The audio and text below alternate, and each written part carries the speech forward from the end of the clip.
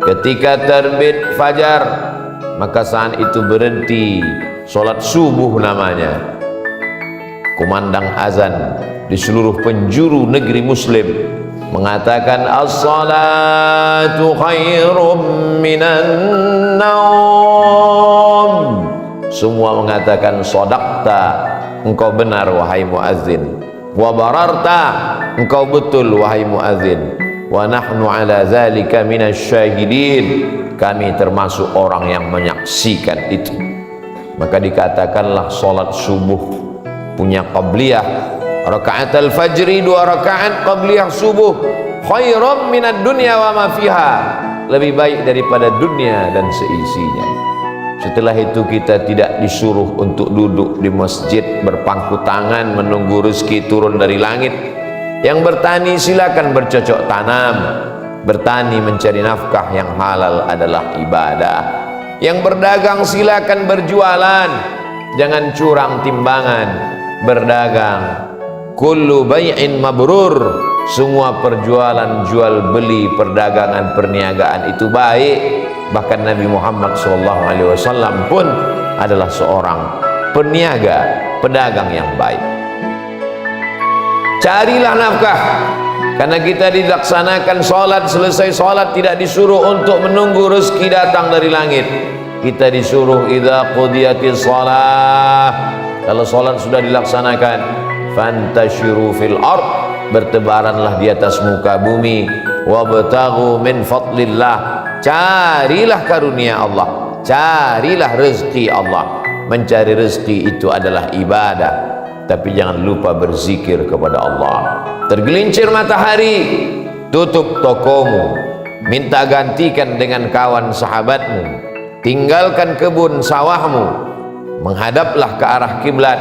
Waktu zuhur sudah datang. Setelah itu silakan kembali. Islam tidak mengajarkan kita meninggalkan dunia.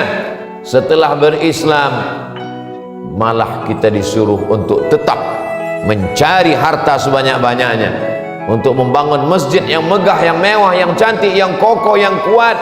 Perlu semen, kerikil dan batu bata, perlu uang. Uang didapatkan dengan mencari rezeki karunia Allah.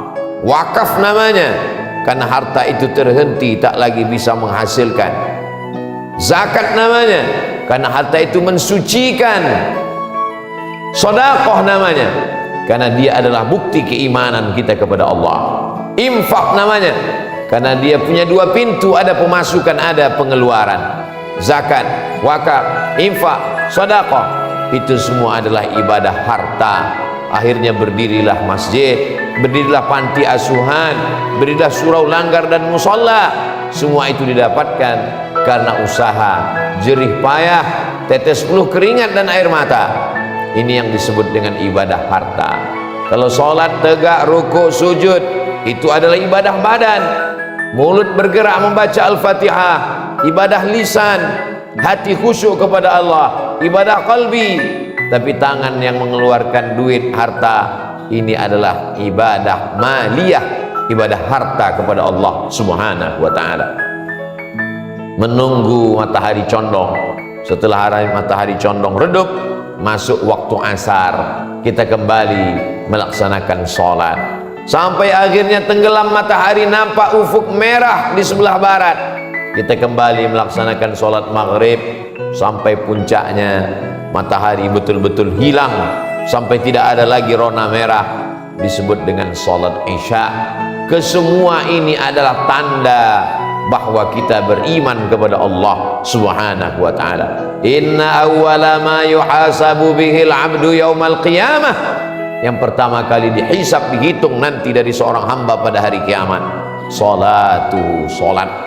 Idza salahat salahatil a'mal, kalau salatnya benar, maka benarlah amal ibadah yang lain. Wa idza fasadat fasadatil amal, kalau salatnya rusak, maka rusaklah ibadah yang lain.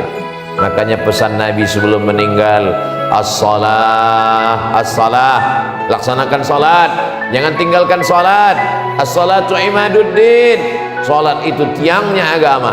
Idza salahat, kalau salatnya benar, man tarakas salah faqad hadamaddin, Man aqamaha faqad aqamad din. Siapa yang meninggalkan salat, dia adalah orang yang meruntuhkan agama. Ini kubah bisa tegak berdiri, dinding bisa tegak karena ada tiang yang kokoh. Tiang itu bernama salat.